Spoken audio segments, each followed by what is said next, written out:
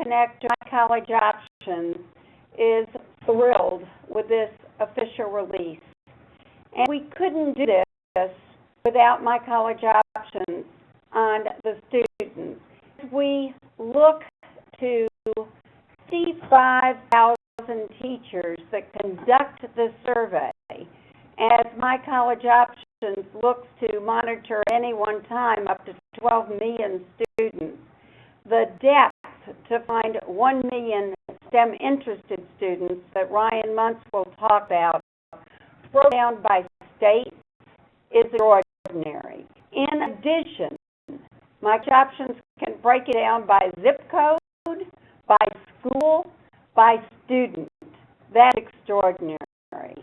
And when we talk about our job side and the demand, so the first part of the report takes the students and their interests by all 50 states and the District of Columbia. The second part, where we worked on STEMconnector together with ASTRA, produces the job outlook that Boege is going to further present that really go through up to about 8 million to 17 million jobs in same states. And again, we kick all that down by zip code with the help of Edie and others, and thrilled that so many states are extraordinarily interested in what the workforce is. So, the report provides all that data, which is why the states, the districts are extraordinarily interested. Tying education to the workforce needs is critical to the future of the nation.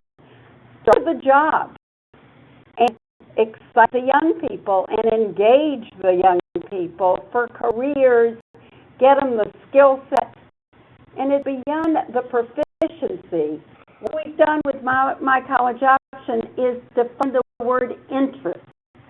And interest has to be engaged because as we learn, the students really dry out between the 5th grade and 12th grade in their STEM interests.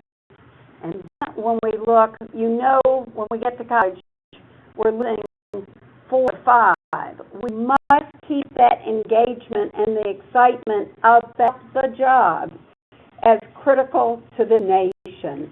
So it is stop the pipeline leaks because we can use this data to make sure that we talk about the real jobs out there, the skills that students need, salary figures, which is extraordinary. There's so much data, and I think my favorite piece of data is that of the STEM jobs, 71% will be technology jobs. So, to Ryan Munce and myCollegeOptions and Ed Duty, we thank your whole team for this extraordinary research. Know you do this on an annual basis, and we're right there with you between the students and jobs. This particular report is so significant. So what we truly want to say that we're thrilled today with the lineup of the public officials that have joined us. So from Tennessee, Governor Bill Haslam; from Iowa, the Lieutenant Governor Reynolds; the U.S. Representative Kirsten Sinema from Arizona; and from California, the head of their STEM network, Chris Rowe; and Representing Governor Inslee, we've got a major statement from STEM Washington as just an example. So before we start with the presentation by myCollegeOptions, I turn this to our colleague, and Ted Wells. Ted? Appreciate it. A great call. Research indicates that students' interest is a critical factor determining whether or not they are successful in a course of study leading to a STEM career. But now we have not had a universal baseline of data nationwide that indicates student interest in STEM across the country. We are hope that policymakers and those trying to engage student and educators, those trying to engage students in STEM careers, are able to inform their decision making. Research would not have been possible were it not for the support of the Cisco Foundation. And it is my pleasure to introduce our friend Alex Bellows from the Cisco Foundation, whose support has made this day possible. Alex? Thank you, and our congratulations to the team that put this wonderful report together. We hope that this is the first of many pieces of interesting and valuable information that will come from STEMconnector over the next 12 months. Thank you. It's our privilege to our partner, Munce. Again, 55,000 teachers conducting the survey in all 50 states. It's 95% of high schools in America. Munce, myCollegeOptions.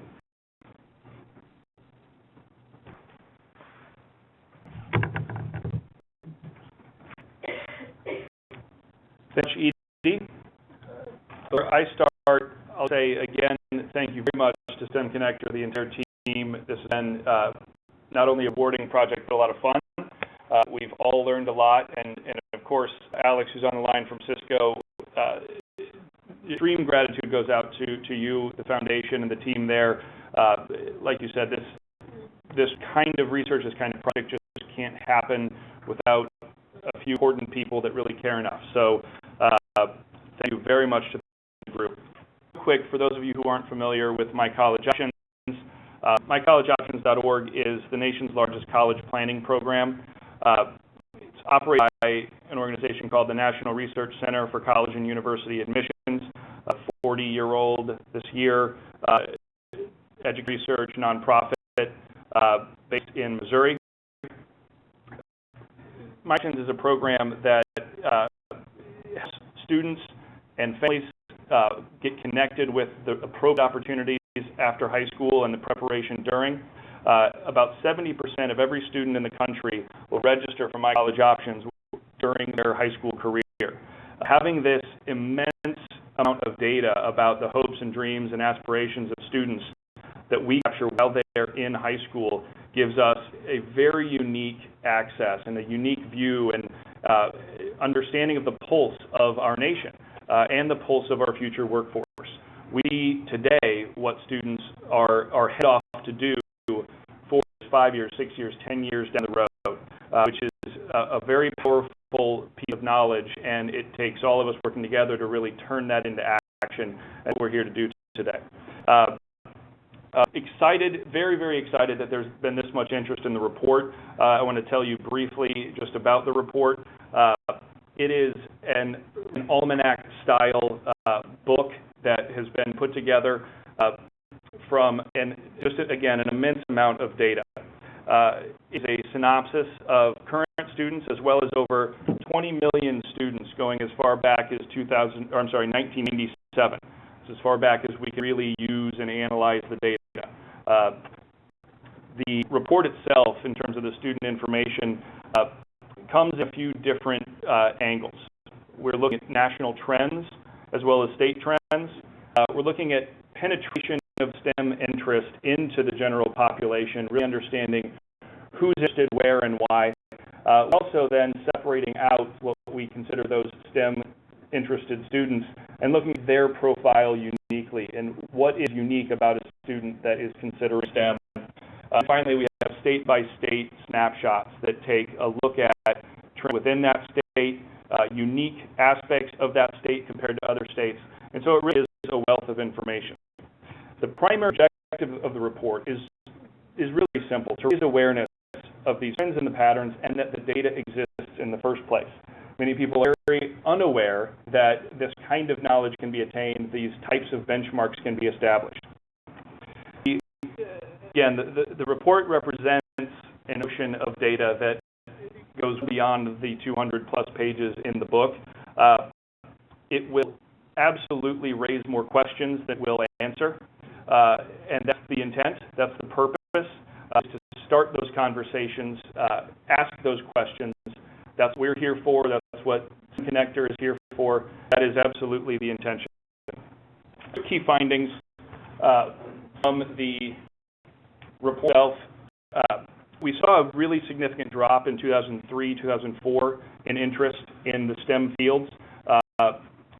that has been climbing steadily back ever since. We've seen over a 20% increase since 2004 overall in STEM interest. There's a lot of really good news in the report in terms of needle moving the right way.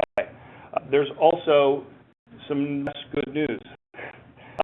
In the last few years, we've seen the gender gap actually start to widen ever so slightly. That's led by what we're seeing as a waning interest amongst African American and Hispanic females. There's a lot of energy, a lot of focus on specific subpopulations in the STEM world and the STEM interest. So having this kind of understanding and benchmark is really very important.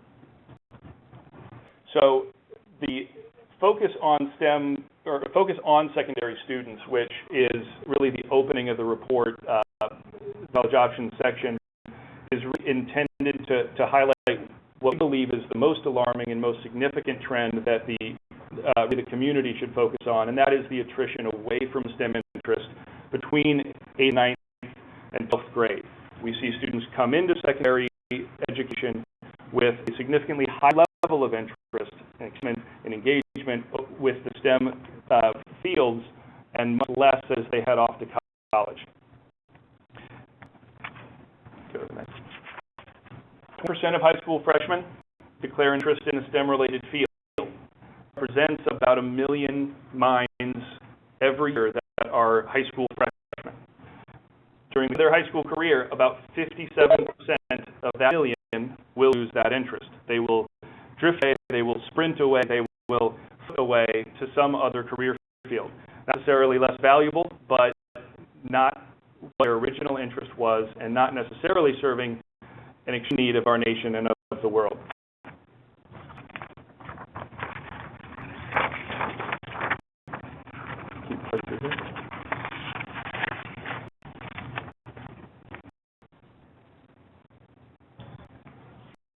Very recent study that's been completed with STEMconnector, literally too recent to get into the slides. We started asking educators, what are the barriers? What do you see as the factors that are moving kids away? And among the reasons, the two that are the most significant and impactable are lack of information about the careers, about how a student will use that STEM education, as well as course availability. Teachers are telling us that there are interested students that don't have an outlet, that don't have an option in their schools. We are learning from teachers across the country, only about 25% of schools have any unique programs or any programming that's designed to encourage STEM interest that I think is working, which is an important distinction. About 60% of schools report having some program with that intention, but only 25% think it's working. So, move on for me here. Got some information. Oh, there we go. I'm sorry. Yeah, this is good.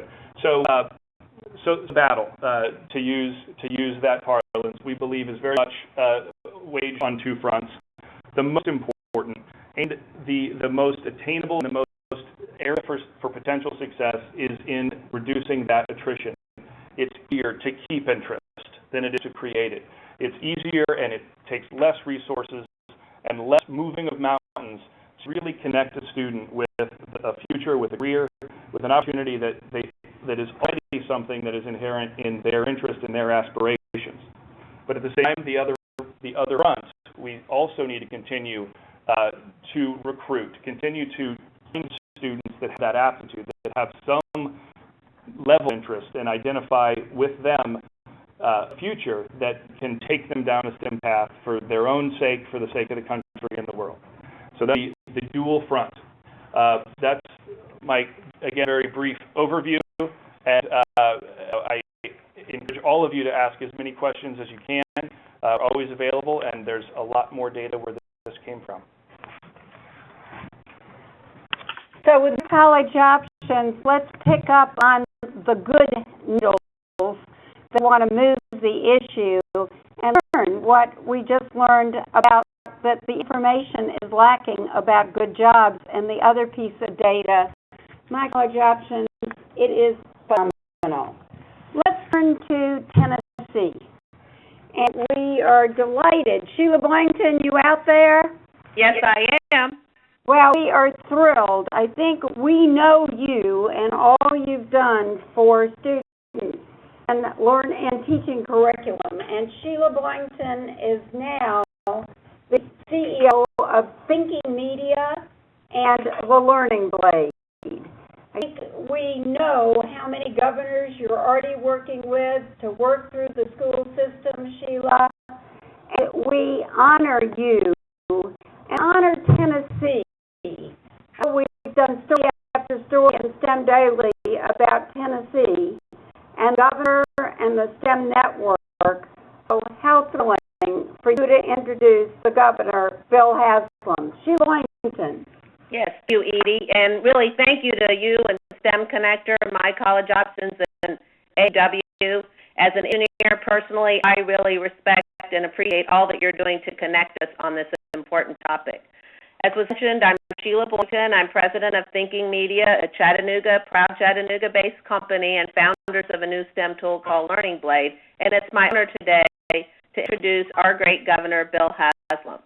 Governor Haslam has education reform as one of his top priorities, and well integrated into these goals is the STEM education. Of course, a very active STEM education network that Edie mentioned, too, which is doing some phenomenal things. Additionally, Governor Haslam continues to lead successful efforts to attract STEM jobs to the state of Tennessee. We have such great notable job creators such as Volkswagen, Hemlock Semiconductors, Bacher Chemical, and others who are bringing those high-skilled, high-wage jobs to our state. Governor Haslam has experience in the needs of the trained workforce through his private sector work with Pilot Oil and from the local level as the mayor of Knoxville. We're really looking forward to hearing from the governor regarding the results of the STEM jobs report and his plan on how Tennessee will continue to respond to the needs for STEM-educated candidates. I want to thank our governor for taking the time to address us this afternoon, and I would like to introduce you to Governor Bill Haslam.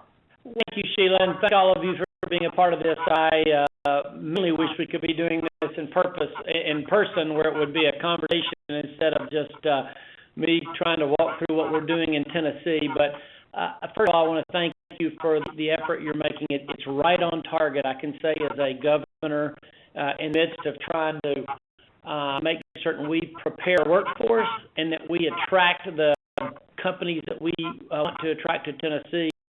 That preparing folks for possible jobs in the STEM field is really right at the top of our list of priorities for how we attack economic development. Let me just maybe kind of a high-level vision of this that say in Tennessee and then work down.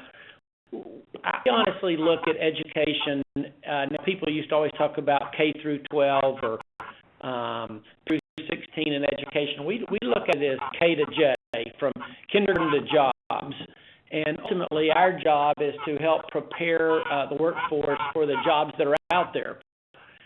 That is helping to define reality and to say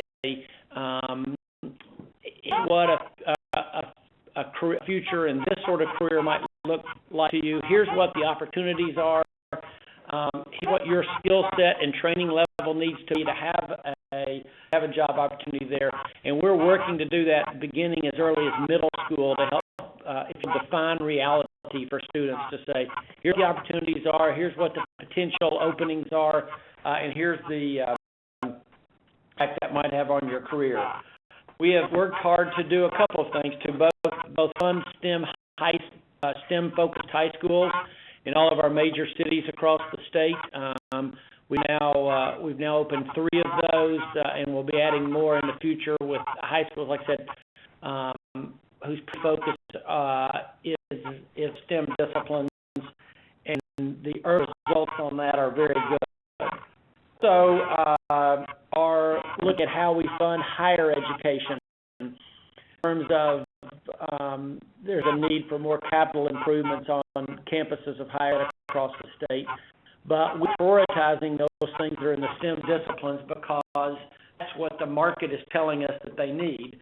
So of the last 2 years, our capital plans into higher ed, there has been a decided focus on STEM buildings, both two-year schools and in our four-year schools. Ultimately, what we feel like our job is in state government is to listen to the market telling us here are the professions that we need, that we're hiring for, certain that we're allocating our resources. In a state government, we're no different than a business in that the most critical decision you make is how are you going to allocate your resources. So if the market is demanding more graduates in the STEM disciplines, we need to make certain that we're opening up enough spots for them in our two-year and our four-year schools, and that we have the physical facilities that they need to succeed. So, for instance, this year, we had our State of the State budget address this past Monday night and released a proposed budget. One of the items in there is for the University of Tennessee to have a plan to basically expand by 50% the number of engineering graduates that they can produce in a year. And obviously it means beefing up the faculty, it means expanding facilities, but to me that's a smart investment. If they prove they can ramp up to produce any more graduates, that's a smart investment for us as the state, again, because the market is telling us that we need more of those graduates. It's interesting to me that one major employer, Volkswagen, which is in hometown actually, is basically, they opened a new plant in Tennessee a couple of years ago that made a $2 type investment, large number of high wage jobs. And so because they're such an important employer for us, I spend a lot of time with them.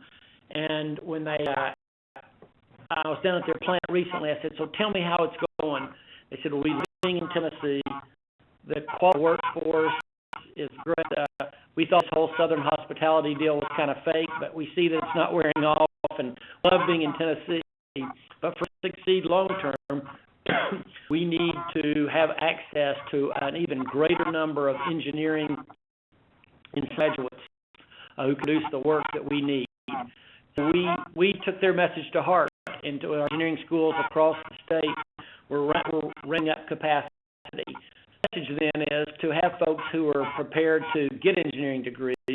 We have to beef up our expectations in science and math in the middle school and high school level. And we are doing that as well, both in terms of the requirements for what it takes to graduate from a Tennessee high school and in terms of the number of offerings that we make for high school classes. Again, the idea that we have to put enough people in pipeline so that we can produce the graduates in those fields that the market is telling us they need. So that's kind of a short summary of some of the things we're doing in Tennessee to make it work. I will say I know there's a particular focus on through this organization encouraging females and minorities to become more interested in pursuing degrees in STEM. We see that here as well, despite the fact that females make a much larger percentage of our student population. We're not getting nearly enough females and minorities in the STEM disciplines, and so we're trying to be more specific about how we encourage the recruitment in those disciplines. So I don't know if you have some questions you would like to ask me in addition, or if I just need to be quiet. Governor, we, one, are thank you. Two, we're going to announce that we are going to have questions that are going to come through the internet at the end that will go on for about another month. So we just cannot thank, I think we've got a new theme song, and we can attribute that to Governor Haslam. If we pick up the K to J, right, from kindergarten to jobs, Alex Bellis, we hope you love that. Because I think, Governor Sheila, we have our new theme song, From Kindergarten to Jobs, because that's a pipeline. Ryan, you like it? Love it. Oh, we love it. Well, as long as I don't have to sing the theme song, we'll be fine.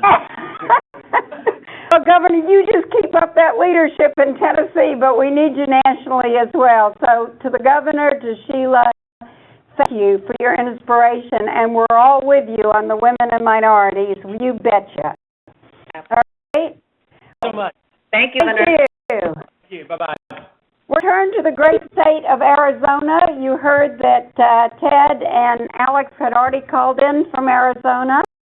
We have a Congresswoman there by the name of Kyrsten. You may have seen the Washington Post did a 2-page spread on her. From Arizona's 9th Congressional District, she has been a social worker from 1995 to 2002, and she practiced law in Washington Elementary School District, and she has been an adjunct professor at Arizona State University School of Social Work. She is an inspiration to young people in Arizona, and you're going to find her to this nation. Congressman, you there?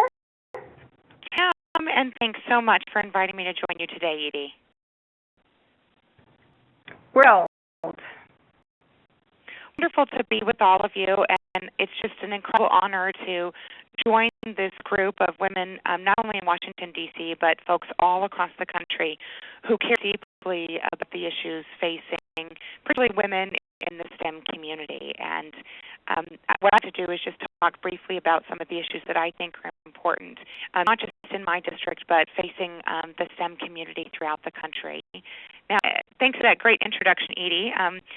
Folks know that I, in addition to my career in the Arizona State Legislature, have also been lucky enough to be an adjunct professor at Arizona State University over the last decade. As the largest public university in the country, we're also a university that's very committed to ensuring that we are increasing the numbers of women who are invested in science, technology, engineering, and math. And in particular, this remains a priority for me. As less than 25% of our STEM student body at Arizona State University is comprised of women, we are very interested in ensuring that we're reaching women and girls as early as the 4th grade to get them invested in STEM education and to begin bringing them into the process so they can rise not only through the ranks educationally, but also find access in the market to not only join existing STEM companies, but quite frankly to start their own efforts and their own endeavor. I know you, Edie, and many of the folks that you work with around the country are doing exactly that kind of innovative work, which will help our country, and my state in particular, come out of an economic birth and find our way to a new, stronger economic system of growth that, of course, be heavily dependent on expanding our industry into STEM. So it's an incredible honor and privilege to be with all of you today. And what I'd like to do is just talk very briefly about some of the efforts that we'll be working on this year in Congress. One of what we're doing is partnering with public and private institutions together to provide more opportunities for women in particular to get invested in STEM education from, again, as early as 4th grade all the way up through higher education and post-secondary education. And I'm also working very closely with the National Science Foundation and National Institutes of Health to ensure that we've got funds that are leaving the federal government and come out to these innovative companies that are doing this kind of research all around the country to help us get the upper hand, so to speak, on the kind of cutting-edge research in the area of science, technology, engineering, and math to help us get a corner market not just in the United States, but globally, to ensure that we're addressing the issues that are so incredibly important for our country's economic future. I'm also working, as many of you I know are familiar, I'm working on around the upcoming immigration legislation. Ones that we'll be focusing on in this legislative package, both in the Senate and the House, is to greatly expand and increase the number of H-1B visas that are available. And these are visas for highly skilled technical folks who come from other countries, often increase their educational attainment through American universities. And our goal is to keep that talent here in our country and spread that intellectual knowledge and talent through our native-born population to ensure that the best and brightest technical minds are staying right here in our country, not leaving and going back to other countries after we've invested so much in their educational opportunity. So it's an issue that we'll be really focused on.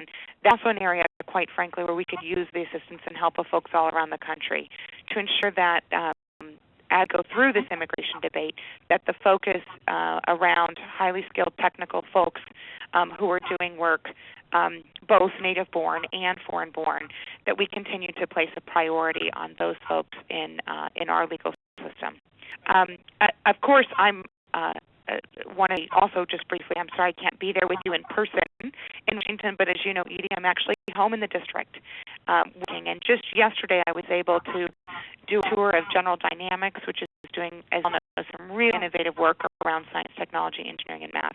I'm interested in helping small businesses, startups, get that same kind of access to government contracts, that same opportunity to bid fairly, and to compete in the global market for these kinds of opportunities to do research, development, and actual attainment.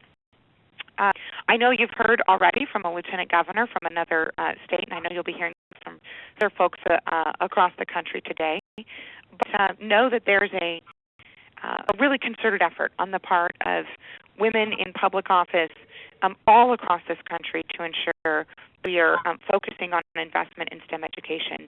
And in particular, we're very interested in investing in women who are engaged in those educational opportunities and ensuring that after women have their post-secondary degrees, that they have the opportunity to make a place in the market, to move forward, to start small businesses, and to really engage in expansion.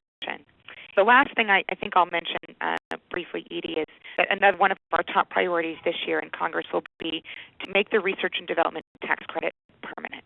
We're very interested in ensuring that dollars are accessible not just in the short term, but that it's made permanent and folks have the opportunity to see in the long term and plan for their ability to access these funds and engage in the critical research that helps folks take their really brilliant, innovative ideas through that so-called valley of death, to the idea from investment and the original invention, and get through that really difficult time period of moving from the introduction of an idea to the marketability of a product. And so we're interested in supporting R&D, making that tax credit permanent, and also providing opportunities for folks in the STEM community to match up more readily with angel investors and public-private investment opportunities to help get from an idea to marketability so they can turn that product into something that helps not only the broad market but helps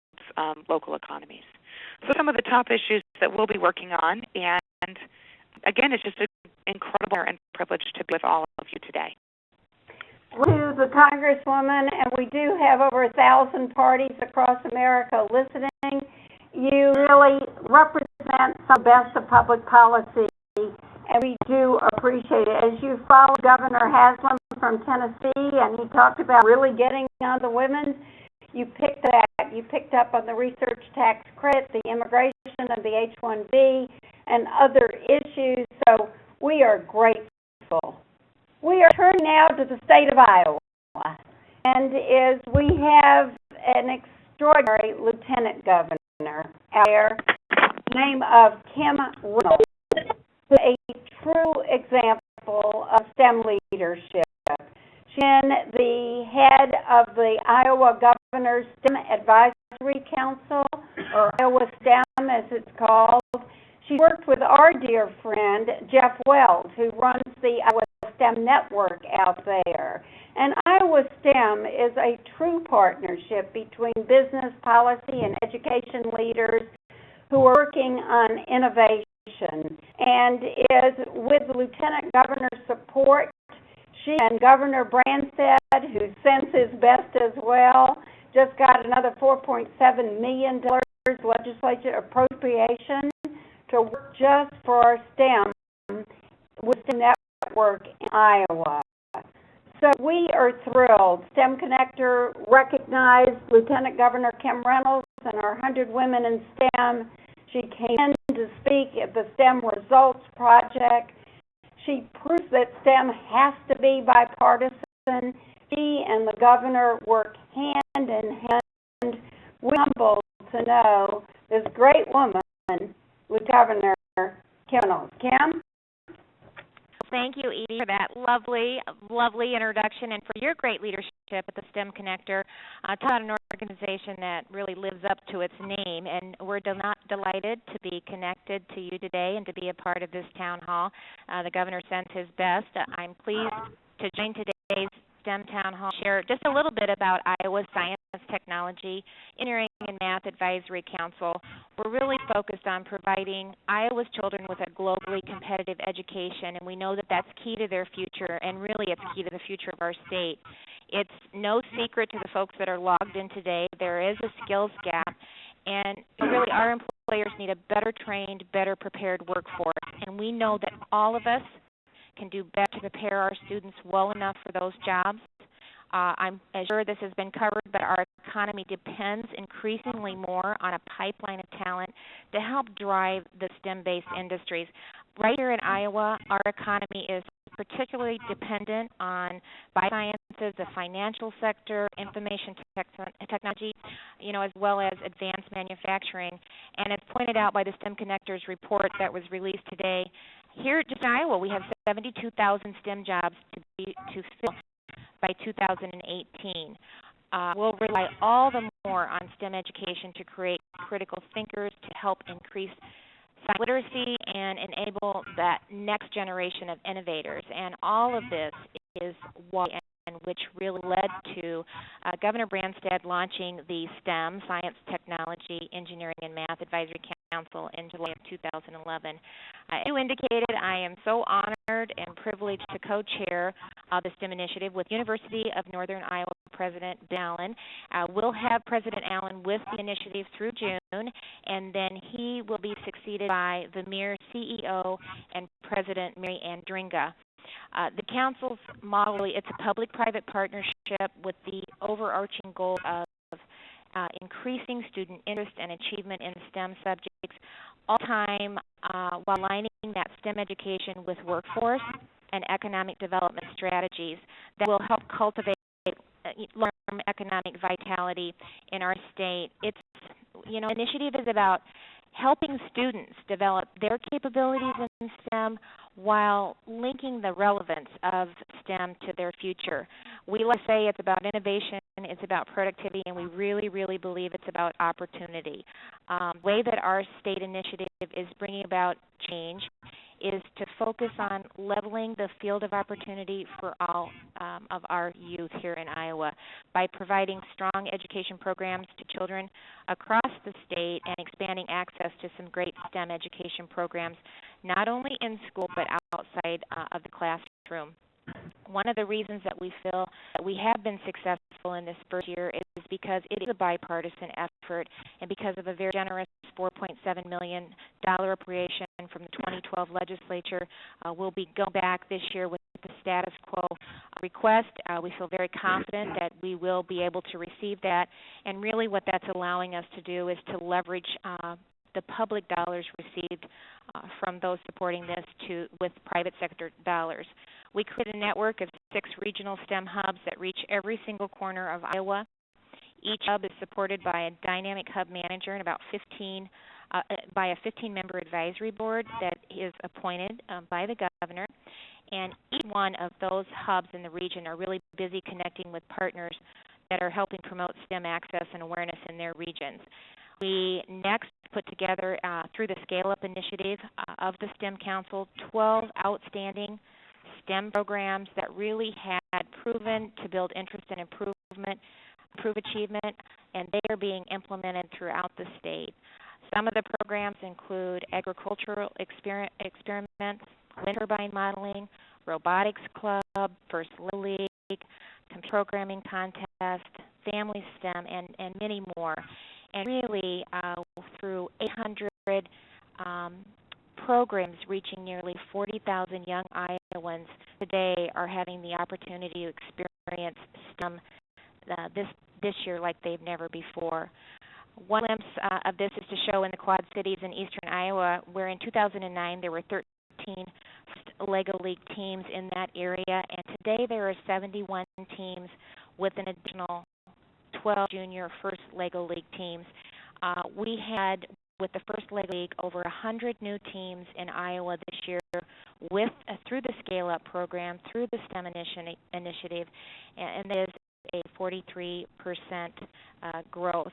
Another exciting sign is that we're moving in the right direction is one of our STEM managers gave a welcome address at one of the first Tech Challenge competitions. She asked how many teams were there because of the support of the STEM initiative, and every single team in the room stood up. So it's some really exciting news. We like the momentum. We like the scalability. We're excited about moving into year 2 and beyond, and we're determined to continue the momentum. And one of the ways that we're doing that, I talked about the request for another $4.7 million, so very confident about that. But we're going to continue to build on the state scale-up initiative to influence policy and programming. We're also looking at some innovative ideas such as a STEM licensure for K-12 teachers, making sure that high-speed internet for all learners is accessible across the state of Iowa. We're really working on STEM-focused school partnerships, non-traditional pathways to teaching for teaching STEM professionals, awareness strategies for engaging all Iowans in our challenge. Just raise awareness of it, talk about it. People are talking about it, but I don't think they're quite as familiar with the STEM acronym, but they know that science, technology, engineering, and math really levels the playing field and provides tremendous opportunity for those children to stay engaged in those subjects, and a blended statewide STEM professional development model and many more. The STEM Council, as I indicated, has made some great progress, but we also know that we have a great deal of work ahead, and we're excited and energized about taking that on. We're eager to tackle the work with partners such as STEMconnector and many minded STEM supporters on today's virtual town hall meeting, really making STEM classrooms. Our goal is to make STEM classrooms the incubators for Iowa's and U.S. future innovators, leading us to a more robust STEM workforce pipeline. I think just in closing, I'm just very grateful to the STEMconnector for this opportunity to share Iowa's STEM story with all of you. I know a story not so different from your own, but I really believe that, as the speaker before me indicated, there's tremendous opportunities, and if we're all working together on this, we truly will ensure that students, when they leave high school, they're going to be career or post-secondary ready, and we will ensure that they're able to be successful and to compete in this knowledge-based global economy. So together, I think that we can move STEM forward and lead the world in educational and workforce innovation. And I love being a part of it. I love working with these students and see how fired up they get when they're talking about a program that they're participating in or talking about, engaging girls. A lot of times the boys make up a lot of those teams that we're seeing as we travel across the state, and I'm always very, very quick to challenge them to bring the young ladies in their classrooms on board, and we're working really hard to inspire women to be engaged and really to stay engaged. We lose them in about 8th grade, and so we want to make sure that they start out strong, we keep them engaged and energized and really participating so they can have the same opportunities also. Thanks for what you're doing. Thanks for giving me an opportunity to participate today. To the Lieutenant Governor, Kim Reynolds, across this nation, fire up and look at the phases of schools as innovators, of what she talked about, the whole concept of STEM licensure, the leadership that she and President Allen, and now with the CEO of Revere, Mary Andrina, are bringing the STEM hubs across Iowa with Jeff Wells, is we are so grateful to your leadership in public policy. To our own, and we're myCollegeOptions focused on the important work across the nation with the students. This huge database is our team. I just want to acknowledge everybody on the whole team, but may I single out one individual who's eaten this day and night, and that's Tim Edwards. I just want the world and this nation to know from all of us your incredible work. And we did that together with myCollegeOptions. And one of our senior executives at STEMconnector, who's also the head of ASTRA, the Alliance for Science and Technology Research in America, took the leadership on the job side of this report. if you're old seeing this state-by-state analysis, and you're going to hear from Chris Rowe in California next, who's got over 1.15 million jobs projected in California. So, Bob, we just can't thank you. You did work day and night on the jobs part of this report, and this whole team wants to say thank you, Bob. Thank you very much, Edie. Very much the effort that the team has put in. There's so much to say and so little time. Those of you in our audience, I do urge you to go to our website, www.STEMconnector.org, and visit our new STEM store.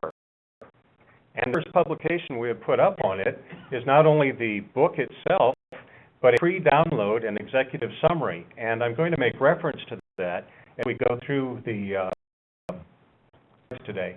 What I hope to cover in the next 7 minutes, I understand, is our sources and methodology, definitions of what STEM is and STEM related, how to use the report. We'll try to do a few examples. We're going to talk about the top 98 STEM and STEM related jobs. We're going to look at a few trends and some examples that you will find in the publication. And then I guess we'll do a very quick discussion about what matters, how do you use the book, and we'll talk a little bit about the state data and how you could use that effectively in a variety of capacities. So really, our sources and methodology include the U.S. Department of Labor's Bureau of Labor Statistics, known as BLS to us affectionately, the National Science Foundation Scientists and Engineers Statistical Data System, or CSTAT, which is a private data collection firm, the University Center on Education for the Workforce, Tony Carnevale, who's done tremendous work in this area, and many professional associations, such as the American Chemical Society, the American Society of Engineering Educators, ASTRA, and TechNet. For our definitions, on page 224, we are using essentially the same definition that you will find for myCollegeOptions in their part of the publication. Here are the STEM jobs. Well, interestingly, two different answers. We know the number can be 7.4 million, 8.65 million, extended, and then if we include self-employment in STEM and STEM-related occupations, we actually get very, very, very close to 15, 16 million. And the predictions from the BLS, if we did include self-employed, according to MC, we believe it would have approximately 15.68 million by 2018. So that's a huge number in this economy, of roughly 120 million jobs. We have a chart here. I won't go through it, but it's what I want to bring out in this is fascinating in that STEM-related occupations. Many of you will say, well, gosh, the most popular STEM-related occupation is accounting and financial services. That's definitely a STEM skill. They're required for it, but many of you may think of it in the same light you would of chemistry, material science, engineering. So I urge you to look at the 98 different categories we've posted in there and look at the various rates of growth. That's fascinating because that's where our future economy will be. Well, how could you use this report? What's the point of it? We're matching up different data sets, right? So I'll give you an idea. If you looked at Ryan's and myCollegeOptions study that kids love mechanical engineering, we're not sure causation, why they say that, but it's the word, it's the phrase, may have direct experience. Parents are affecting them. And you'd say the demand with the job side, by 2016, we will need about 257,000 jobs for mechanical engineers. Wouldn't we infer then that if we look at the STEM interest, this early photograph of what will eventually become the workforce, that we ought to see where those jobs are located, whether our curricula, whether our teachers, our faculties are looking at what the market is going to need in a few years. So it would help focus our resources. Here were some trends in S&E and related occupations This is sourced to the Bureau of Labor Statistics. And there's very robust growth, 33.7%, 41.7%. So look at those patterns. The economy is demanding these, and that's where we get into this problem, that we have a mismatch between the skills we're developing and jobs and the occupations that industry and academia and government need. So STEM jobs, if we look at some interesting things, by 2015, an estimated 1.7 million jobs will be involved with cloud computing, something they were about 5 or 6 years ago even, right? Another noteworthy increase in STEM jobs has come courtesy of mobile application or apps technology. Apps technology, according to TechNet, has fostered 311,000 jobs in the app economy who didn't exist 4 years ago, did it? 5 years, whatever, let's be purist, but it simply didn't exist, which is also instructive for what we have to train our kids for. Because 5 years from now, what will be the demands of the economy? Things we can't imagine, perhaps. So by 2018, the bulk of STEM jobs in a generic way by scientific discipline, computing, information technology, will be 71%. We'll get into that in a second. Traditional engineering, my apologies to our friends in the engineering, by that I mean all the other 28 disciplines that we call, mechanicals, the electricals, that's about 16% of those STEM jobs. Physical sciences will be 7%. Life sciences, which are growing quite rapidly, 4%. By the way, that's a very, very encouraging story for girls in STEM, because many of these, I believe the majority of degrees being conferred now in life sciences are to females. That's a huge turnaround. Mathematics has always been a fairly small percentage, but it's about 2%. Here's a out of that chart that was developed by the BLS. If you look at that, 71% of jobs in computing, which breaks down into software engineering, which the lion's share, computer networking, analysis, computer support, and of course, I think a whole story, a whole policy directive could be focused on this particular chart alone. So, about where are the STEM jobs, but let's talk about the what, where. So if we said where by geographic location, why does geography matter in this discussion? Various theories of innovation, competitive and economic growth, which point to the critical importance of localized networks. They were to talent production, where a university, where a good secondary school system may be located. They also create interaction and supply chain integration. Because people operating together informally create these social networks that have been described very well in things like Richard Florida's theory of the creative class and the gazelle class, gazelle jobs that can migrate so quickly. The report also focuses on state-specific job metrics, and I think you'll find many of those fascinating.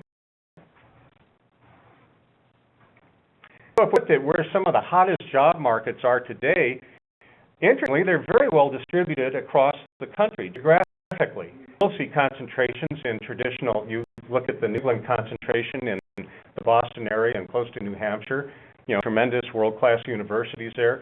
You look at the National Capital Region. We live in one of the most intensive STEM regions in the world.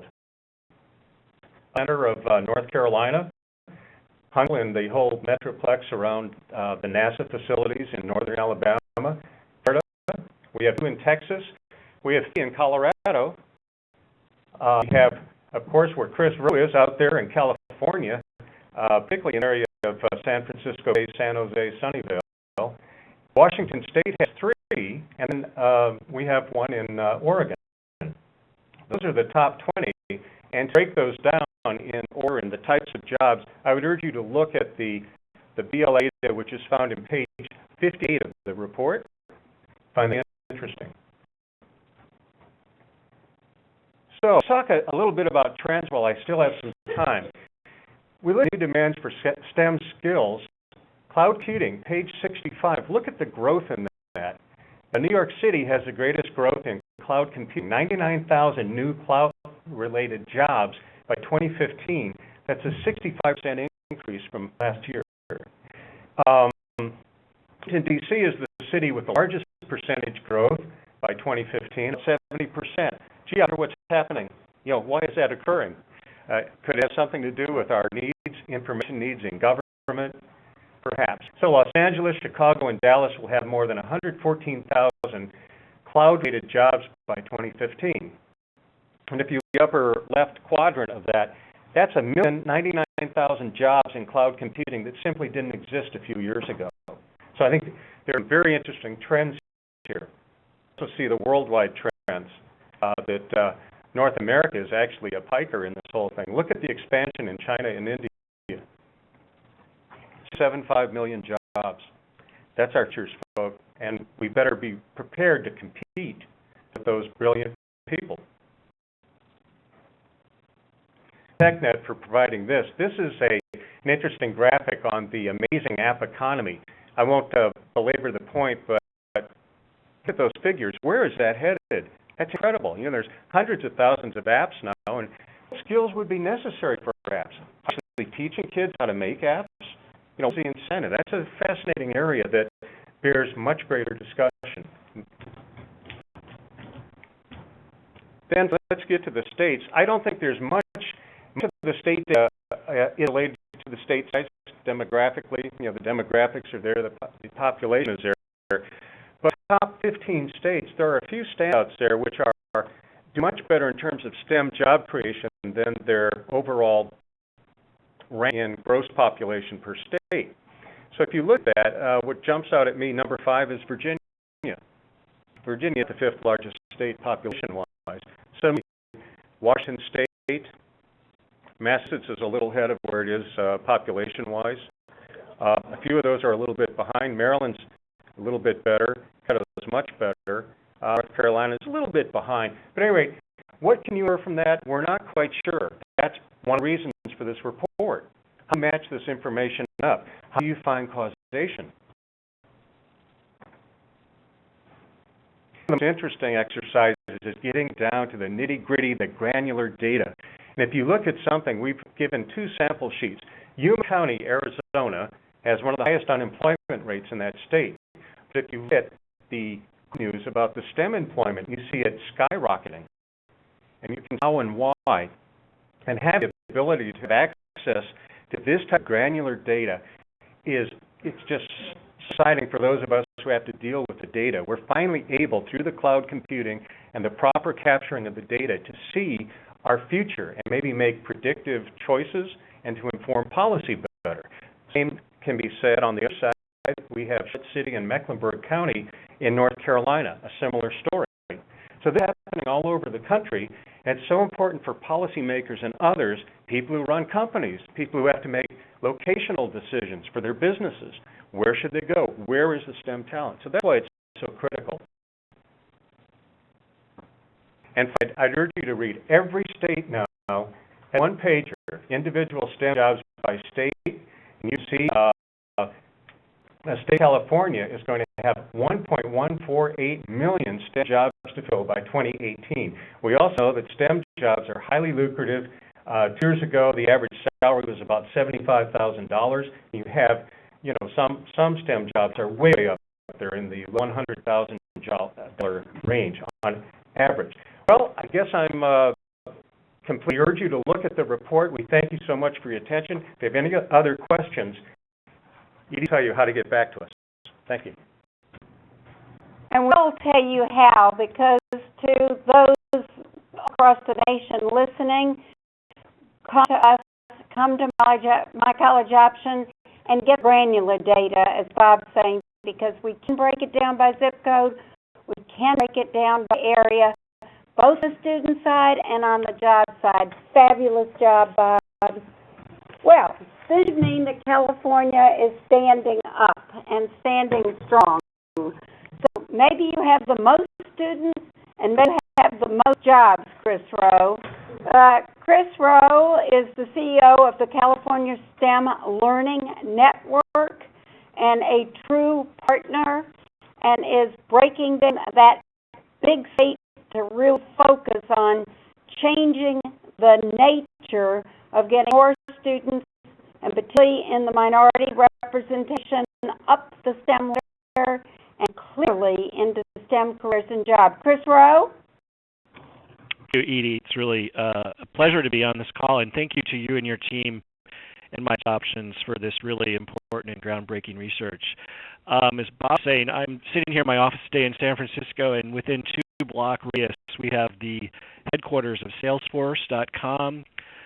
We have the headquarters of McKesson, one of the world's largest pharmaceutical companies, and the headquarters of Bechtel Corporation, one of the world's largest engineering companies, as Twitter, and I could go on and on and on. So we are really, at the epicenter of the STEM jobs market. So this research that you've put out is absolutely essential. It allows us, as a wide network that is tackling this issue, to really understand where the mismatches are. And as I look at California's data, I do see that we have some real big discrepancies and mismatches, and this is going to make our work more important and help us in terms of what we're trying to do. Just really quickly, I know I don't have a lot of time, but I wanted to just tell you about California STEM Learning Network, or CSLNet, as we call ourselves. We are a private 501c3. We're a nonprofit that was established a couple years ago, really as a call by the state to bring together all the key partners and to develop a statewide agenda to really improve STEM education across the entire state. We're doing this in partnership with regional networks around the state. I was really excited to hear the Lieutenant Governor of Iowa talk about their model. We have a very similar model, working with regional networks across the state and working with other states through a partnership called STEMX. There are 16 other states who are working as part of that as well. And we're all sharing resources and tools, which is really important. I just want to really briefly tell you about a couple things we're really excited about here in California. I haven't heard talked about it on the call today. The adoption of the next generation science standards. We have Common Core, which is being implemented in ours and most states across the country, and coming right behind that is the introduction, and we believe California will be one of the first states to adopt the next generation science standards. Real key to this is the focus on engineering as part of the science practices. We're really about that because it will shift the focus and introduce more students to engineering and the applied applications. It really looks at the issue of interest and engagement that we think has been largely lacking in formal education. We're excited about that, but we're really excited also about the work we're doing in the out-of-school space. We have very large infrastructure here in our state that's underutilized to introduce STEM education. So in partnering with key organizations like our statewide after-school network and the Department of Education to rapidly introduce and scale up to 1,000 sites across the state, high-quality STEM activities during the after-school time. Many more things that we're doing. I wish I had more time to share that with you, but you can go to our website, which is cslnet.org, to get information, and always would be happy to hear from you if you have ideas and want to get connected to our work. Edie, I will wrap it up. And thank you again for a great job in doing this important work, and I'll turn it to you. Thanks, Chris, and we're expecting more great news from California. And we're on the next generation science standards and working with Achieve, et cetera. And you're right, we're all doing it together. Well, we want to close with the state of Washington, and Governor Inslee wanted to be on the call today. Patrick DeLeo, the CEO of Washington STEM, and the governor met, and Patrick sent back this note after he met with the governor, and the team is listening out there, and we've got many, many universities and schools listening across the state of Washington. So Patrick DeLeo sent in and said, we're really excited that Washington State continues to lead the nation in STEM job creation. And we're encouraged to see the strong interest, with 25% of our high school freshmen wanting to pursue STEM degrees or careers. Yet we know we have a long way to go. With STEM job growth continuing to soar, we need to assure that many more young people, particularly students of color and from low-income communities, are prepared to and inspired to seize the opportunity in these fast-growing STEM sectors. This report to the nation with myCollegeOptions and STEMconnector highlights pathways to get students interested in STEM into great STEM jobs. Washington STEM is proud to partner with STEMconnector and move the needle on this critical issue in the state of Washington and beyond. So we're with you, Washington, and as we look back and have heard from California, Iowa, Tennessee, Arizona today, we've just touched the tip of the iceberg. Well, you might just come with me as we end. This has been a true, unbelievable research partnership with myCollegeOptions. And again, Ed Duty, a personal thank you, and gosh knows a thank you to Cisco. So we are just thrilled to know what this report means and how much deeper we want to go. So that's why we mentioned the zip codes down to, and again, myCollegeOptions has personal profiles on the STEM interested students, so capture them and engage them. So we thank AAUW for hosting us in Washington. We thank everybody across this nation that has been on this call. We appreciate your participation. To Cornelis and our team that covers daily, they're going to make sure the tweets, the blogs, and the support go. It is words that Bob said to make sure for everyone with questions, send your email questions about the report to mail@STEMconnector.org, and we'll put that out to myCollegeOption as well. But have your subject line STEM report questions, and we'll both be on it. And Monday, February 4th, STEMconnector will publish a lot of your questions and answers about the report on our blog, and that effort will continue. And Ryan, you got the last word. Thanks for your time and attention. In this world, our attention is the most valuable thing that we can give to someone, and this is a very important issue, and we really, really appreciate it. And I can just continue to encourage you to ask questions. Definitely dig into the numbers. Find out exactly how to solve the problem that you personally, your organization is working on, or how to really help skyrocket you to success. That's what this report is for. So again, we thank you, and have a great day. Thank you, team across the nation. And again, it is really, we had registrants from all 50 states and the district. So it's such a credit to your interest and dedication to make sure we impact that engagement of STEM students in jobs. And I think we'll end with Governor Haslam. Remember, it's today.